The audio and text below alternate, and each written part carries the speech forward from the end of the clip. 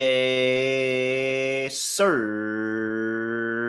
We are back with another edition of Fast Break Bets presented by BettingPros. You know me, know the voice of the guy. It's me, really villain route Terrell Furman Jr. here at your service.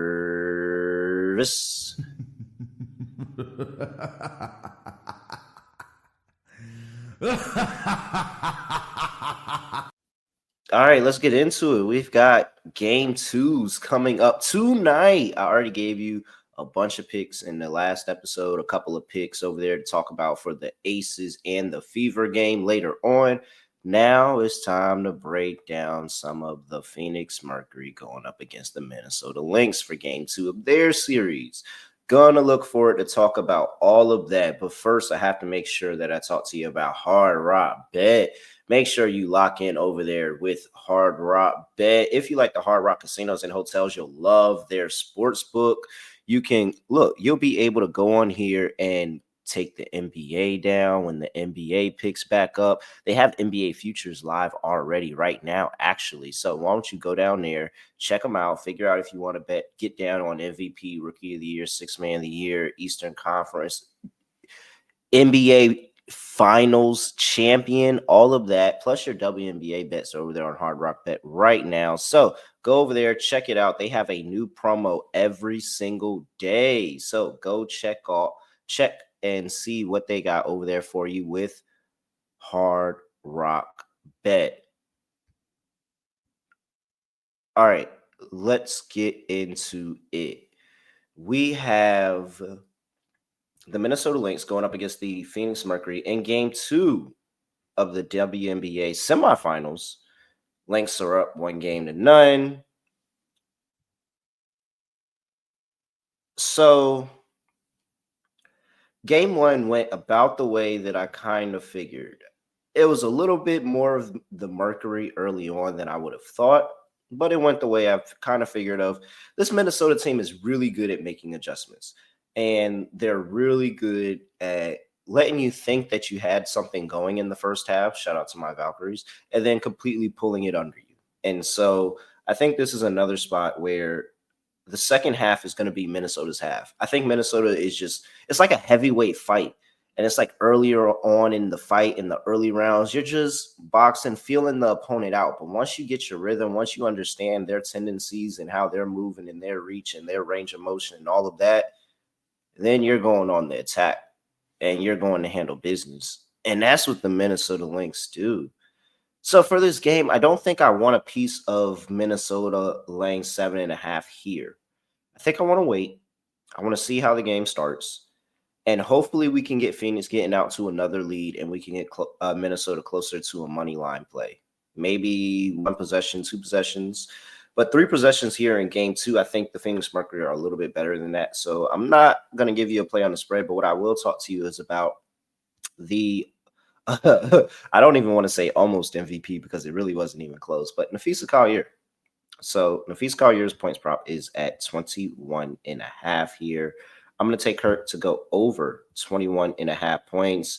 I mean, we've been playing feet all year and in different spots. I think this is a good one. One, because they had the big game by Courtney Williams and Kayla McBride in game one.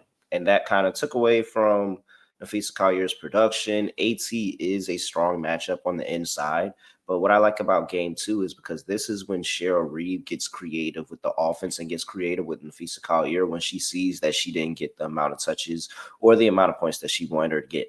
She starts playing her off ball a lot more, and she's got her going backdoor cuts and all of this range of motion. You have to guard fee at every time she's on the court. The entire time she's on the court. She's one of those players that will kind of get lost, especially if she doesn't have the ball in her hands. She'll get lost in the offense, and next thing you know, she's running behind you, streaking, and she's got a free open layup. Or she's going and she gets fouled and she's getting to the free throw line. 50, 40, 90 player. I think she's going to step out and shoot from the outside a little bit more in this one. So I think the scoring, there's plenty of ways that I can see the scoring going up for her in this game. And so at 21.5 plus money, I will definitely take a stab at Fee. I think Fee is good for 25, 30 points here. I think this is going to be a back and forth between Napheesa Collier and Alyssa Thomas in this game. And I think Napheesa Collier is going to get the leg up. So I like Fee to go ahead and go over 21.5 points. I think this is a good spot for her. And she's going to be looking for a little bit more revenge after the MVP votes came out the way they did. So I think this will be a big game for Napheesa Collier, who played against AT's Connecticut Sun last year and had two 30-point games in the first round. So I think that she's going to tap into a little bit of that magic today. I like Napheesa Collier to go over her 21.5 points prop. All right. Before we get to the second play that I want to give out to you, I have to mention the WNBA prop bet cheat sheet because that's what I use. That's my content source right there. The WNBA prop bet cheat sheet is the place to go where you want to look for all the top player prop picks in the WNBA. Our projections plus the sportsbooks lines, that's how we come up with it. And you have points, rebounds, assists, all of that combined, not combined, threes. You can do all of it over there with the prop bet cheat sheet. Check out the prop bet analyzer, give you some more detail, intel, and all of that. So go lock in with the BettingPros app. You can get these player props for free by going to bettingpros.com/WNBA props or download the BettingPros app.